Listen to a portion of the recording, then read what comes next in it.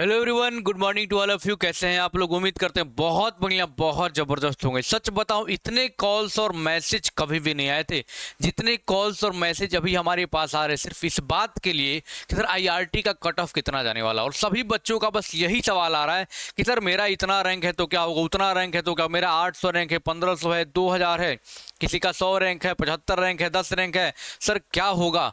तो भाई मैसेज और कॉल करने से कोई मतलब नहीं है, क्योंकि कितने सारे बच्चों का रिप्लाई किया जाएगा। तो मैंने सोचा एक ही वीडियो बना करके आपको सारी चीज़ें मैं क्लियर कट बता दूं, है ना। एक वीडियो पूरा बढ़िया से देख लोगे, आपको दूसरी वीडियो देखने की जरूरत नहीं पड़ेगी, लगभग आपको कट ऑफ पता चल जाएगा। ये बात ध्यान रखना। जो बच्चे क्वालिफाइड हैं काउंसलिंग के लिए उनको बहुत बहुत बधाई, मेनी मेनी कॉन्ग्रेचुलेशंस। और जो बच्चे अनक्वालिफाइड है बेटा, बिल्कुल परेशान मत हो, अभी भी आपके पास मौके हैं। जीवन बीत नहीं गया, उम्र बीत नहीं गया है ना। हो सकता है भगवान इससे कुछ और अच्छा करने के लिए आपको बनाया हो, या फिर और भी आप चाहते हो तो एक बार एग्जाम दे सकते हो, कोई दिक्कत वाली बात नहीं है। आपके ऊपर डिपेंड करता है, क्योंकि 2025 का न्यू बैच भी रियल कॉन्सेप्ट लर्निंग ऐप में बिल्कुल नए तरीके से हम लोगों ने स्टार्ट कर दिया है। बाकी के हर बार की तरह इस बार भी रियल कॉन्सेप्ट से मैक्सिमम सिलेक्शन में लगभग 25-30 बच्चों ने कल अपना रिजल्ट भेजा था। आपने स्टेटस वगैरह भी देखा होगा। रैंक 19, रैंक 58, ऐसे करके बहुत सारे, मैंने 69 रैंक, 58 रैंक, ऐसे करके, है ना, 19 रैंक, ऐसे करके बहुत सारे रैंकर्स के स्टेटस हमने लगाए थे, है ना। तो उनको बहुत बहुत बधाई। परेशान बिल्कुल आपको नहीं होना है बेटा, है ना। कॉल मैसेज नहीं करना, आपको भी परेशान ना करना है, ना होना है। मैं सारी बातें इस वीडियो में आपको बता दूंगा। सारे बच्चे वीडियो देख लो, आपको सारी चीज़ें क्लियर हो जाएगी, लगभग लगभग कट ऑफ हो जाएगा समझ में। और एक बात और ध्यान रखना, जब काउंसलिंग लेटर आएगा, अभी तो रैंक आया है, एक आता है आईआरटी में काउंसलिंग लेटर, और डेट वाइज आपको बुलाया जाता है ना। जिस डेट को, जैसे मान लो कि 10 अगस्त से मान लेते हैं काउंसलिंग शुरू होती है, मान लेते हैं, तो 10 से 15 से या 16 तक लगातार बुलाया जाएगा रैंक वाइज करके। उसी रैंक कार्ड, सॉरी क्या बोलते हैं, काउंसलिंग लेटर जब आएगा तो और अच्छे से कट ऑफ आपको बता दूंगा। लेकिन जनरली मैं आपको कट ऑफ बता दूंगा ताकि आपको अंदाजा लग जाएगा। और ये बात ध्यान रखना, जब भी आपको काउंसलिंग के लिए बुलाया जाए बेटा, आप काउंसलिंग में जरूर जाना, क्योंकि कैटेगरी वाइज बहुत सारी सीटें वहाँ पर बची रहती हैं, बहुत सारे नहीं जाते हैं। तो आपको काउंसलिंग में जरूर जाना, किसी के भरोसे नहीं बैठना कि सर ने ये बता दिया, नहीं, आपको काउंसलिंग कराने जरूर जाना। मैं पहले डिस्क्लेमर दे रहा हूँ, किसी भरोसे मत रहना। बाकी मैं कट ऑफ आपको चल रहा हूँ बता दे रहा हूँ, परेशान आपको नहीं होना है बिल्कुल भी। कितने रैंक पर कौन सी ब्रांच आपको मिल सकती है, जरा उसके बारे में समझ लो, अच्छे से समझ लो। मैं पूरा अच्छे से पीपीटी तैयार किया हूँ। रियल कॉन्सेप्ट विनर से टेलीग्राम चैनल बेटा, सब लोग जरूर से ज्वाइन कर लेना। यूट्यूब से पहले अपडेट यहाँ पर आपको मिल जाया करेगा, ठीक है। हाँ, और real concept learning app download करके चाहो तो फिर से तैयारी आप कर सकते हो, कोई दिक्कत वाली बात नहीं। हम लोग आपके साथ हमेशा थे और हमेशा रहेंगे। आईआरटी कट ऑफ 2024 के बारे में अगर बात करें बेटा, तो उसके पहले मैं बात करूंगा एग्जाम को लेकर के। तो एग्जाम 26 जून 2024 को 3 ईयर डिप्लोमा का हुआ था, और 29 जून को 2 ईयर एंड 1.5 ईयर डिप्लोमा का एग्जाम हुआ था। और रिजल्ट देखो बेटा, जैसा मैंने वीडियो में बताया था, 15 जुलाई तक देखो आपका रिजल्ट भी आ गया, है ना। रैंक कार्ड आपका शो होने लगा, और रैंक कार्ड पर 2 चीज़ें लिखी हुई, बहुत अच्छे थे, 10-15 मिनट के वीडियो होंगे, लेकिन अच्छे से समझ लेना, फिर दोबारा मैसेज कॉल करने की जरूरत नहीं है। आपके रैंक कार्ड पर लिखा हुआ है क्वालिफाइड,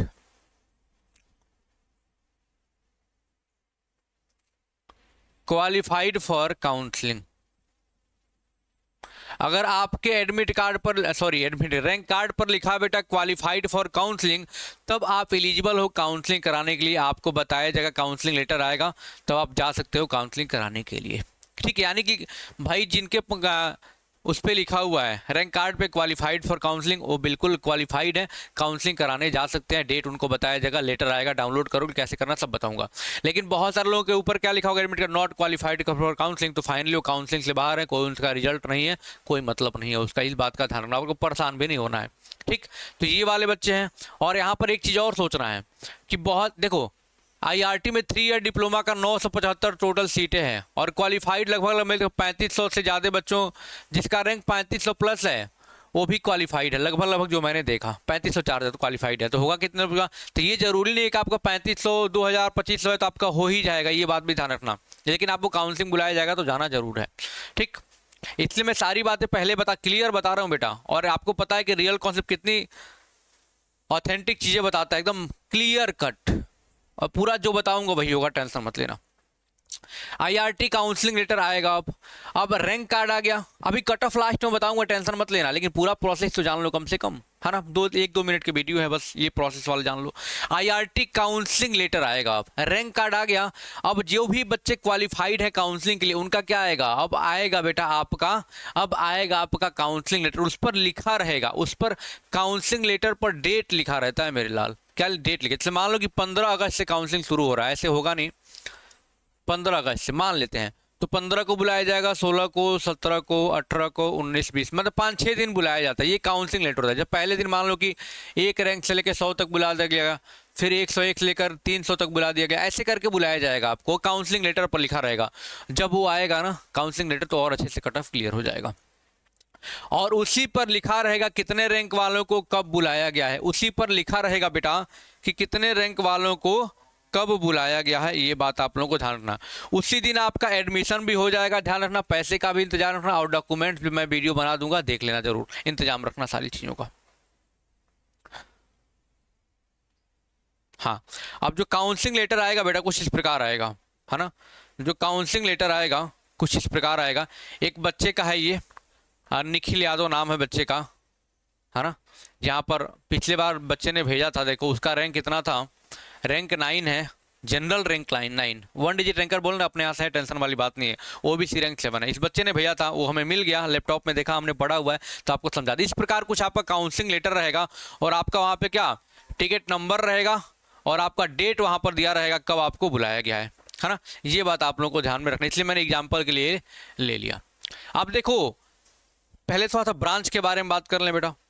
ब्रांच के बारे में बात करें बेटा, तो आईआरटी में 3 ईयर डिप्लोमा के लिए टोटल 13 ब्रांचेज हैं बेटा, ध्यान रखना। कौन कौन सी ब्रांचेज सबको पता भी है बहुत अच्छे से। एक तो इलेक्ट्रिकल इंजीनियरिंग है ना, जिसकी सिर्फ एक है, कोई सब ब्रांच नहीं, मेन ब्रांच है, मेन ब्रांच है, सिर्फ 75 सीट है भैया। फिर सिविल इंजीनियरिंग है जिसमें 3 सब ब्रांच है, 75 गुणे 75 गुणे 75 कर सकते हो। मैकेनिकल है जिसमें कितने 6 सब ब्रांच है ना, 6 गुणे 75 यानी 450 कर सकते हो। फिर इलेक्ट्रॉनिक्स का है, इंस्ट्रूमेंटेशन का और प्लास्टिक का है, ये सारी ब्रांचेज हैं। तो टोटल ब्रांचेज कितनी है बेटा, 13 ब्रांचेज और 75 सीट इन एवरी ब्रांच। और एक ब्रांच में कितना 75 सीट और टोटल 975 सीट है बेटा, ध्यान रखना। इलेक्ट्रिकल में आपको बता दूं, इलेक्ट्रिकल इंजीनियरिंग में 75 सीट है ना। सिविल इंजीनियरिंग में आपका तीन सब ब्रांच है, 3 गुणे 75 यानी 225 ब्रांच, 225 सीट है ना। आप इससे अंदाजा लगा सकते हो किसी को कौन सा ब्रांच मिल सकता है, ध्यान से देखो। मैकेनिकल इंजीनियरिंग में बेटा 6 गुणे 75, 6 25 30, 0 7 42, 3 45, 475 सीट मैकेनिकल में है। फिर इलेक्ट्रॉनिक्स में देख लो, इलेक्ट्रॉनिक्स में 75 सीटें हैं भैया। इंस्ट्रूमेंटेशन एंड कंट्रोल इंजीनियरिंग में 75 सीटें हैं भैया, और प्लास्टिक में 75 सीटें हैं। 1 2 3 6 9 3 12 1 13, 13 ब्रांचें और टोटल 975 सीट हैं। ये बात आप लोग को दिमाग में रखना है। अब कट ऑफ अगर हम बात करें बेटा, अब जरा समझो, देखो कट ऑफ कई चीज़ों पर डिपेंड करता, मैंने आपको 100 बार बता रखा है, मैं आपको बार बार बताता हूँ बेटा कि कट ऑफ कई चीज़ों पर डिपेंड करता है। कट ऑफ किन किन चीज़ों पे, कई चीज़ों पे डिपेंड करता है। पहले जान लो आईआरटी का ब्रांच कौन कौन, मैंने बताया आपको, अभी मैंने आपको बताया आईआरटी का जो ब्रांचेज है बेटा, आपका इलेक्ट्रिकल है जो कि 75 सीट है, मैकेनिकल है 6 सब ब्रांच यानी 450 सीट है, सिविल है आपका 3 सब ब्रांच यानी कि 225 सीट है, इंस्ट्रूमेंटेशन में ये 75 सीट है, प्लास्टिक में 75 सीट है, और इलेक्ट्रॉनिक्स में आपका 75 सीट है। 1 2 3 3 6 6 12 1 13 हो गया टोटल आपका 975 सीट हो गया, ठीक है। हाँ सर, टोटल सीट जरूरी, एक ध्यान सुन लो, कट ऑफ बता रहा हूँ, टेंशन पूरा मैं डिटेल आपको बता रहा हूँ, परेशान नहीं होना है। जरूरी नहीं कि जो क्वालिफाइड है उनको अच्छी ब्रांच मिल ही जाए, क्योंकि पूरी 975 सीट ही है, ध्यान रखना। जो बच्चों का रैंक 4000 है वो भी क्वालिफाइड अगर लिखा हुआ है बेटा, तो इसका मतलब ये नहीं, वो लोग ज़्यादा से ज़्यादा बच्चों को क्वालिफाइड करके रखते हैं जानबूझ करके कि सीट खाली ना चला जाए, हालांकि खाली तो कभी जाता ही नहीं है ना, या फिर कहीं कोई दिक्कत ना हो, इसलिए काफ़ी बच्चों को क्वालिफाइड करके रखते हैं। और जरूरी नहीं कि सबका हो ही जाएगा, लेकिन एक बात है, जब भी आपको काउंसलिंग के लिए बुलाया जाएगा जाना जरूर, है ना, ये बात ध्यान रखना।